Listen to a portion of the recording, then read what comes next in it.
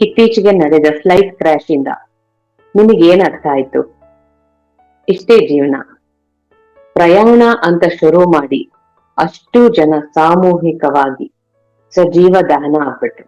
ಆ ಪ್ರಯಾಣ ಕೊನೆವರೆಗೂ ಸಾಗ್ಲೇ ಇಲ್ಲ. ಎಲ್ಲಿ ಸ್ಟಾರ್ಟ್ ಆಯ್ತೋ ಅಲ್ಲೇ ಅಂತ್ಯ ಆಗ್ಬಿಡ್ತು. ನಮ್ಮ ಜೀವನದ ಪ್ರಯಾಣ ಕೂಡ ಆತರ ಅಂತ್ಯ ಯಾವತ್ತೋ ಒಂದಿನ ಆಗುತ್ತೆ. ಆದ್ರೆ ನಾವ್ ಏನನ್ನ ಸಾಧನೆ ಮಾಡ್ಬೇಕು ಅಂತ ಈ ಭೂಮಿಗೆ ಬಂದಿದೀವಿ, ಅದನ್ನ ಮಾಡ್ದೇನೆ ಹೋಗ್ಬಿಟ್ರೆ ಈ ನಮ್ಮ ಜೀವನಕ್ಕೆ ಏನಾದ್ರೂ ಅರ್ಥ ಇರತ್ತಾ? ಹಾಗಾಗಿ ಇರೋವಾಗ ನಾವು ಈ ಕ್ಷಣ ಬದುಕಿದೀವಿ, ಇದೇ ನಿಜ. ಹಿಂದೆ ಏನಾಯ್ತು ಅದನ್ನ ವಾಪಸ್ ತರೋಕ್ ಆಗಲ್ಲ. ಮುಂದೆ ಏನಾಗುತ್ತೆ ನಮಗೆ ಗೊತ್ತಿಲ್ಲ. ನಾಳೆ ಬಿಡಿ, ಇವತ್ತು ಸಂಜೆ ಏನಾಗುತ್ತೆ ಅಥವಾ ಇವತ್ತು ರಾತ್ರಿಗೆ ಏನಾಗುತ್ತೆ ಗೊತ್ತಾ? ನಮ್ಗೆ ಗೊತ್ತಿಲ್ಲ. ಯಾವ ಕ್ಷಣದಲ್ಲಿ ಯಾರಿಗೆ ಏನಾಗುತ್ತೋ ಗೊತ್ತಿಲ್ಲ.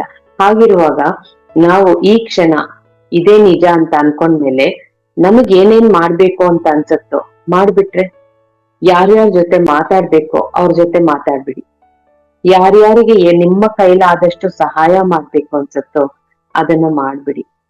ನಿಮಗ್ ಏನ್ ಬೇಕೋ ಮ್ಯಾನಿಫೆಸ್ಟ್ ಮಾಡ್ಕೊಳ್ಳಿ. ಯೂನಿವರ್ಸ್ ಇದೆ, ನಮಗೆ ಯಾವಾಗ್ಲೂ ಹೆಲ್ಪ್ ಮಾಡತ್ತೆ. ಅದ್ ರೆಡಿಯಾಗಿ ಹೀಗೆ ಕಾಯ್ತಾ ಇರತ್ತೆ, ನೀವೇನ್ ಕೇಳ್ತೀರಾ ನಾನ್ ಕೊಡ್ತೀನಿ ಅಂತ. ನಾವೇ ಕೇಳಲ್ಲ, ಯಾಕೆಂದ್ರೆ ನಮ್ಮ ಪ್ರಾಬ್ಲಮ್ಸ್ ಮೇಲೆ ಫೋಕಸ್ ಮಾಡ್ಕೊಂಡ್ ಕೂತಿರ್ತೀವಿ.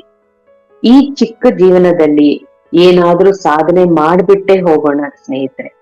ಯೋಚನೆ ಮಾಡಿ, ಏನ್ ಮಾಡೋಣ, ಏನ್ ಮಾಡೋಕೆ ಅಂತ ಹುಟ್ಟಿದೀವಿ, ಅದನ್ನ ಎಲ್ಲಿಂದ ಶುರು ಮಾಡ್ಬೇಕು ಅಂತ ಇಮಿಡಿಯೇಟ್ ಆಗಿ ಸ್ಟಾರ್ಟ್ ಮಾಡಿ.